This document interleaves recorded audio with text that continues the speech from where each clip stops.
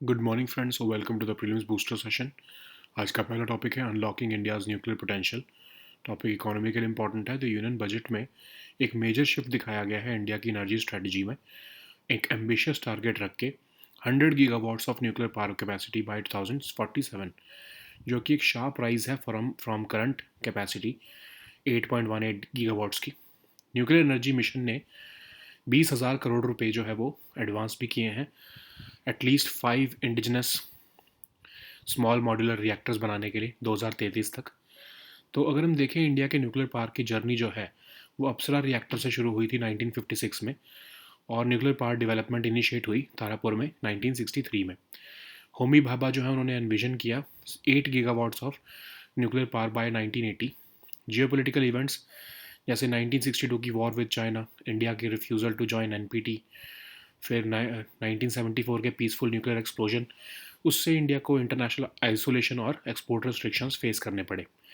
इसीलिए इंडिया को इंडिजनाइजेशन करनी पड़ी अपनी न्यूक्लियर टेक्नोलॉजी की, और इवेंचुअली डेवलप करना पड़ा 220 megawatt pressurised heavy water reactors, जिसमें नेचुरल यूरेनियम का यूज़ किया जाता है।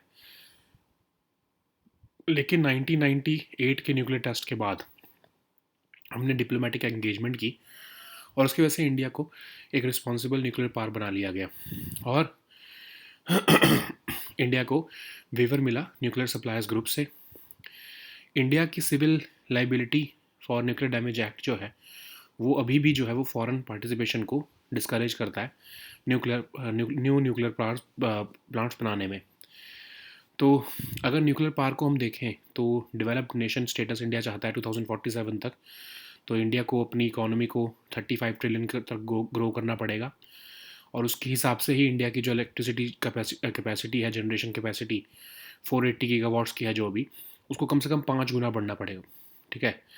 तो रीन्यूएबल एनर्जी सोर्सेज जैसे सोलर और विंड तो इंटरमिटेंट हैं, और करंटली सिर्फ एक fraction of total electricity generation का कंट्रीब्यूट करते हैं।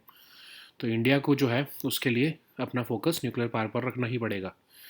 तो इंडिया की क्लाइमेट कमिटमेंट्स भी हैं, जैसे net zero emissions by 2070, 500 gigawatts of non fossil fuel energy by 2030, and 50% energy demand through renewables. तो ये सब एम्बिशियस टारगेट रखने के लिए अगर हम देखें 200 गीगावाट्स का, इंडिया जो है वो मल्टीपल स्ट्रेटजिक और स्ट्रक्चरल रिफॉर्म्स कर रहा है। जैसे इंडिया फोकस कर रहा है standardising of small modular reactors. India के जो 220 मेगावाट के प्रेशराइज हैवी वाटर रिएक्टर्स हैं उनको स्मॉल मॉड्यूलर रिएक्टर्स में डिज़ाइन किया जा रहा है। Nuclear power energy corporation of India जो है वो अपने 700 मेगावाट्स रिएक्टर प्रोजेक्ट्स को भी सिंप्लीफाई कर रही है लैंड एक्विजिशन के थ्रू, और फास्ट ट्रैक कर रही है क्लियरेंसेस। फ्रांस और यूएस के साथ भी बात चल रही है कि एक्सेलरेट किया जाए, फॉरेन एक्सपर्टीज़ को लाया जाए, एडवांस्ड रिएक्टर टेक्नोलॉजीज़ को इंट्रोड्यूस किया जाए। 1962 का जो एक्ट है जो रिज़र्व करता है न्यूक्लियर पावर को एक्सक्लूसिवली फॉर गवर्नमेंट, उसको भी अमेंड किया जाएगा ताकि प्राइवेट सेक्टर पार्टिसिपेशन अलाउ हो सके। CLND जो है उसको रिवाइज़ किया जाएगा। ठीक है। और एटॉमिक एनर्जी रेगुलेटरी बोर्ड जो अभी डिपार्टमेंट ऑफ एटॉमिक एनर्जी के अंदर आता है, उसके पास फुल इंडिपेंडेंस नहीं है। तो रीन्यूएबल भी रिक्लासीफाई किया जाएगा न्यूक्लियर एनर्जी को, ताकि उससे टैक्स बेनिफिट्स मिल सकें। Long term power purchase agreements और टारगेटेड फंडिंग सपोर्ट जो है उससे न्यूक्लियर इन्वेस्टमेंट्स और ज़्यादा अट्रैक्टिव होंगी। सेक्टर को जो है वो FDI के लिए भी ओपन किया जाएगा। ओके। नेक्स्ट हम टॉपिक देखते हैं बायोस्टिमुलेंट्स। टॉपिक इन्वायरमेंट के लिए इंपॉर्टेंट है। तो यूनियन एग्रीकल्चर मिनिस्टर ने कहा है स्टेट के चीफ मिनिस्टर्स को कि वो फोर्स्ड सेल जो है वो ना करें नैनो फर्टिलाइजर्स या बायोस्टिमुलेंट्स की सब्सिडाइज्ड फर्टिलाइजर्स यूरिया और डैप के साथ। तो कई फार्मर्स कंप्लेन कर रहे थे कि शॉपकीपर जो है वो उन्हें सब्सिडाइज्ड फर्टिलाइजर्स तब तक नहीं देते हैं जब तक वो बायोस्टिमुलेंट्स ना खरीदें। तो बायोस्टिमुलेंट्स क्या है? सब्सटेंसेज या माइक्रो ऑर्गेनिजम्स जो प्लांट ग्रोथ और प्रोडक्टिविटी में हेल्प करते हैं। तो ये नेचुरल प्रोसेसेस जो हैं प्लांट्स में वो स्टिमुलेट करते हैं। कई बार इनको प्लांट वेस्ट या सीवीड से बनाया जाता है। तो बायोस्टिमुलेंट्स जो है उनको यूज़ किया जाता है प्लांट्स, सीड्स और सॉइल पर ग्रोथ को सपोर्ट करने के लिए, और इसमें पेस्टिसाइड्स नहीं होते हैं। ठीक है। तो ये प्लांट के रिस्पॉन्स को इम्प्रूव करता है इन्वायरमेंटल स्ट्रेस के अगेंस्ट। ग्रेन फिल भी जो है ये एनहेंस करता है। ग्रोथ प्रमोटिंग माइक्रोब्स को भी ये कंटेन करता है। अगर हम इसका कंपैरिजन देखें फर्टिलाइजर्स के साथ, फर्टिलाइजर्स तो डायरेक्टली एसेंशियल न्यूट्रिएंट्स सप्लाई करते हैं प्लांट को, लेकिन बायोस्टिमुलेंट्स जो है वो न्यूट्रिएंट अपटेक को इन्हेंस करते हैं इंटरनल प्लांट प्रोसेसेस के थ्रू। फिर फर्टिलाइजर्स जो है वो बेसिक ग्रोथ पर फोकस रखते हैं थ्रू न्यूट्रिशन। बायोस्टिमुलेंट्स जो है वो स्ट्रेस टॉलरेंस को इम्प्रूव करते हैं, ओवरऑल रेजिलियंस बढ़ाते हैं। फर्टिलाइजर्स से डिग्रेड हो सकती है सॉइल, लेकिन बायोस्टिमुलेंट्स से ऐसा नहीं होता, उससे सॉइल माइक्रोब्स जो है वो बूस्ट होते हैं, लॉन्ग टर्म फर्टिलिटी बढ़ती है। फर्टिलाइजर्स जो है वो टाइटली रेगुलेटेड होते हैं, बायोस्टिमुलेंट्स जो है वो लेस रेगुलेटेड होते हैं। फर्टिलाइजर्स जो है वो उसमें रिस्क ऑफ रन ऑफ और पॉल्यूशन का खतरा रहता है, लेकिन बायोस्टिमुलेंट्स जो है वो इको फ्रेंडली होते हैं। इंडिया की बायोस्टिमुलेंट मार्केट जो है वो 15.64% के CAGR से ग्रो हो रही है, और यूनियन एग्रीकल्चर मिनिस्टर का कहना है लगभग 30,000 बायोस्टिमुलेंट प्रोडक्ट्स जो है वो बिना किसी चेक के इंडिया में सेल हो रहे हैं। बायोस्टिमुलेंट्स जो है वो पहले बिना किसी गवर्नमेंट अप्रूवल के बेचे जाते थे, क्योंकि वो किसी भी कैटेगरी ऑफ फर्टिलाइज़र या पेस्टिसाइड में नहीं आते थे। लेकिन 2011 में Punjab and Haryana high court की रूलिंग के बाद गवर्नमेंट ने एग्जामिन किया, और 2017 में नीति आयोग और एग्रीकल्चर मिनिस्ट्री ने रेगुलेटरी फ्रेमवर्क बनाया, और 2021 में ऑफिशियली जो है वो बायोस्टिमुलेंट्स को जो है वो FCO ऑर्डर के अंडर लाया गया for production, sale and import. तो ये FCO गाइडलाइंस कहती हैं कि FCO जो है वो क्लासीफाई करता है बायोस्टिमुलेंट्स को 8 कैटेगरीज में, जैसे botanical extract, seaweed extracts, biochemicals, vitamins, antioxidants. और सेंट्रल गवर्नमेंट ने ये स्पेसिफिकेशंस जो है वो मेंशन की है। तो इसमें टॉक्सिसिटी टेस्टिंग भी होती है। बायोस्टिमुलेंट्स जो है उसमें पेस्टिसाइड रेजिड्यूज जो है वो बियॉन्ड 0.01 ppm नहीं होने चाहिए। इवन गवर्नमेंट ने एक सेंट्रल बायोस्टिमुलेंट कमेटी भी फॉर्म की थी, जो एडवाइस करती है गवर्नमेंट को on new biostimulant inclusion. Next हम टॉपिक देखते हैं यूनेस्को। टॉपिक इंटरनेशनल रिलेशंस के लिए इंपॉर्टेंट है। यूएस जो है वो दोबारा से एग्जिट कर रहा है यूनेस्को को, जो कि एक स्पेशलाइज एजेंसी है यूएन की। 1945 में शुरू हुई थी after world war two. Main goal है कि वर्ल्ड पीस और सेफ्टी को बनाकर रखा जाए। पेरिस में हेडक्वार्टर है। United Nations economic and social council इसकी पेरेंट ऑर्गेनाइजेशन है। 194 मेंबर कंट्रीज़ इसके जो है वो पार्टिसिपेंट्स हैं, ठीक है। मेंबर स्टेट्स जो है वो एफर्ट्स को सपोर्ट करती हैं एलिमिनेट करने की इलिटरेसी, एनकरेज करती हैं extension of free education. UNESCO designate करती है, मेंटेन करती है list of world heritage sites. UNESCO है part of United Nations Sustainable Development Group also. Next हम टॉपिक देखते हैं SAS-CI स्कीम। ये टॉपिक आपके इकोनॉमी के लिए इंपॉर्टेंट है। तो मिनिस्ट्री ऑफ टूरिज्म जो है वो ऑपरेशनल गाइडलाइंस इशू की है उन्होंने SAS-CI स्कीम की, जो कि है basically special assistance to states for capital investment. अब इसका ऑब्जेक्टिव है कि आइकॉनिक टूरिस्ट सेंटर्स जो है वो कंट्री में डेवलप हो सकें, ब्रांडिंग मार्केटिंग हो सके उनकी ग्लोबल स्केल पर। तो इसमें जो है end to end tourist experience को डेवलप करना इसका मोटिव है। स्कीम प्रोजेक्ट्स जो है वो आइडेंटिफाई किए हैं based on the project proposals जो सबमिट होते हैं स्टेट गवर्नमेंट द्वारा, और जो भी ये प्रोजेक्ट्स होंगे विद इन मैक्सिमम 2 ईयर्स के पीरियड में इनको डेवलप और कंप्लीट करना होगा। नेक्स्ट हम टॉपिक देखते हैं टाइफून ब्लॉक 4। ये टॉपिक आपके सिक्योरिटी के लिए इंपॉर्टेंट है। टर्की ने अपना first hypersonic ballistic missile typhoon block 4 जो है वो अनवेल किया है। ये हाइपरसोनिक वर्जन है टाइफून मिसाइल का, जो टर्की का longest range nationally produced ballistic missile है। अब टाइफून ब्लॉक 4 को टर्किश डिफेंस कंपनी रॉकेटस्तान ने बनाया है। तो ये 6.5 मीटर्स लॉन्ग है। ऑपरेशनल रेंज इसकी 800 किलोमीटर्स है, और लगभग 2300 किलोग्राम्स का इसका वेट है। Guidance system based on GPS और ग्लोनास है। नेक्स्ट हम टॉपिक देखते हैं winter fog experiment. Topic environment के लिए इंपॉर्टेंट है। विंटर फॉग एक्सपेरिमेंट ने अपने माइलस्टोन कंप्लीट किया है रिमार्केबल 10 सक्सेसफुल ईयर्स का, dedicated research into north India's dense winter fog.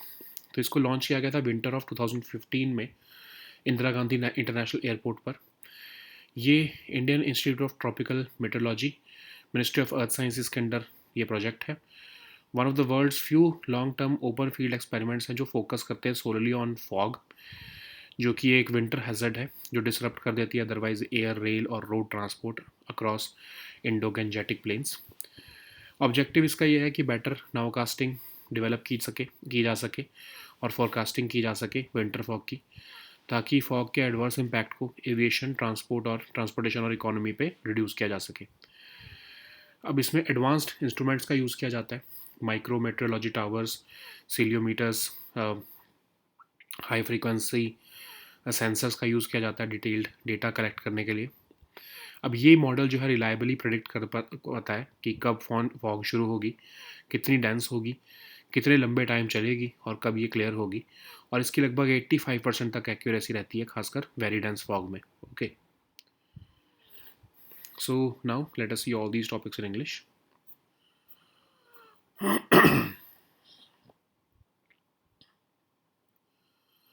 So the first topic is unlocking India's nuclear potential. This topic is important for your economy section.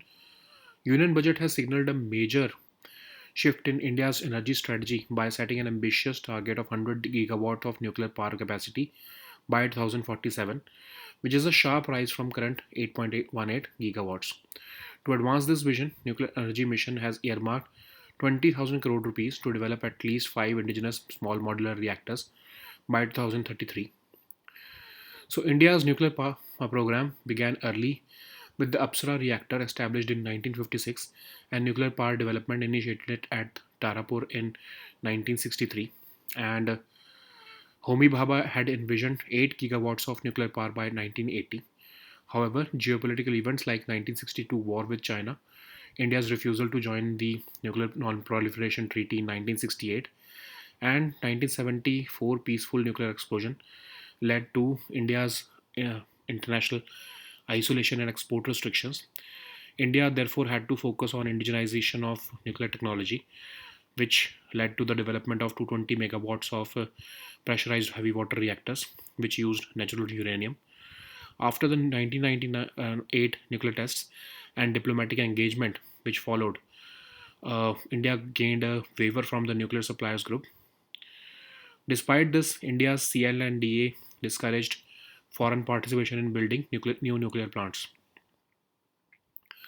So India has set its ambitious target of having a $35 trillion economy by 2047, for which India has to grow its energy generation capacity, electricity generation capacity by fivefold from the current 480 gigawatts. However, renewable energy sources like solar and wind are intermittent and they currently contribute only a fraction of total electricity generation. India's climate commitments, including net zero emissions by 2070, 500 gigawatts of non fossil energy by 2030, and 50% energy demand met through renewables, restrict future dependence on fossil fuels. To meet its ambitious target of 100 gigawatts of nuclear power by 2047, India is focusing on multiple strategic and structural reforms. So, for example, India is planning to standardize the 220 megawatts of pressurized heavy water reactor designed for Bharat small modular reactors. India is also scaling up uh, the 700 megawatts of pressurized heavy water reactors projects by simplifying land acquisition, fast tracking clearances, and strengthening domestic supply chains. We're also entering into talks with France and US to bring in foreign expertise and advanced reactor technologies. The 1962 Act, which reserves nuclear power exclusively for government, must be amended to allow private sector participation. Even the CLNDA must be revised, especially the contentious liability clause. So India has a strong safety record. Despite that, Atomic Energy Regulatory Board is under the Department of Atomic Energy and it lacks full independence. So we must also incentivize nuclear investments. Nuclear is not officially labeled as renewable. Reclassifying it would unlock tax benefits. Long term power purchase agreements and targeted funding support will make nuclear investments more attractive. The sector should also be opened up to FDI. Okay, so the next topic is biostimulants. This topic is important for environment section. Union Agriculture Minister has asked state CMs to stop the forced sale of nano fertilizers or biostimulants with subsidized fertilizers like urea and DAP. Many farmers have complained that shopkeepers were not giving them subsidized fertilizers unless they also bought biostimulants. So, biostimulants are substances or microorganisms which help improve plant growth and productivity. They work by stimulating natural processes in plants. These substances are sometimes made from plant waste or seaweed also. According to Fertilizer Order of 1985, biostimulants are used on plants, seeds, or soil to support growth, and they do not include pesticides or plant growth regulators. They improve plant response to environmental stress. They enhance grain fill in crops like corn. They also contain growth promoting microbes. If we compare it with fertilizers, then fertilizers supply essential nutrients directly, whereas biostimulants enhance nutrient uptake and internal plant processes. Fertilizers focus on basic growth through nutrition. Biostimulants improve stress tolerance and overall resilience. Fertilizers may degrade soil and harm microbes with overuse, but biostimulants boost microbes, soil microbes, and improve long term fertility. Fertilizers are tightly regulated, whereas biostimulants are not. Fertilizers have the risk of runoff and pollution, but biostimulants are eco friendly. Okay.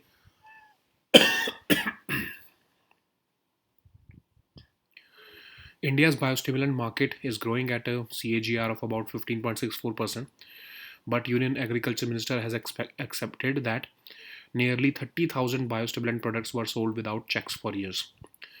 So biostimulants were long being sold without government approval, but they did not fall under categories of uh, categories of fertilizer or pesticides. But in 2011, Punjab Haryana High Court ruled that any product claiming to act like a fertilizer or insecticide but not covered under existing laws must be examined by state authorities before being sold. So, as a center took notice, by 2017, Niti Aayog and Agriculture Ministry began drafting a regulatory framework, and by February 2021, biostimulants were officially brought under the regulation for production, sale, and import. So, FCO guidelines were issued, the Fertilizer Control Order guidelines were issued by the central government, and biostimulants were brought into 8 categories like botanical extracts, seaweed extracts, biochemicals, vitamins, and antioxidants. Toxicity levels were defined. Biostimulants must not contain pesticide residues beyond 0.01 ppm. Also, a central biostimulant committee was formed in April 2021, and this committee advised the government on new biostimulant inclusion.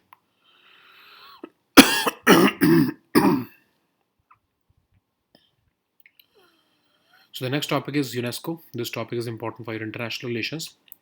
So US will once again exit in UNESCO, which is a specialized agency of UN. It started in 1945 after World War II. The main goal is to help build world peace and safety. This headquarters is located in Paris. Its parent organization is the United Nations Economic and Social Council. It has 194 member countries and 12 associate members. It supports member states' efforts to eliminate illiteracy, encouraging the extension of free education. It also designates and maintains a list of World Heritage Sites. It is part of the United Nations Sustainable Development Group. So the next topic is Special Assistance to States for Capital Investment Scheme. This topic is important for your economy section. So Ministry of Tourism has issued operational guidelines for the scheme. And the objective of the scheme is to comprehensively develop iconic tourist centers in the country by branding and marketing them at global scale. The scheme has to develop end-to-end tourist experience.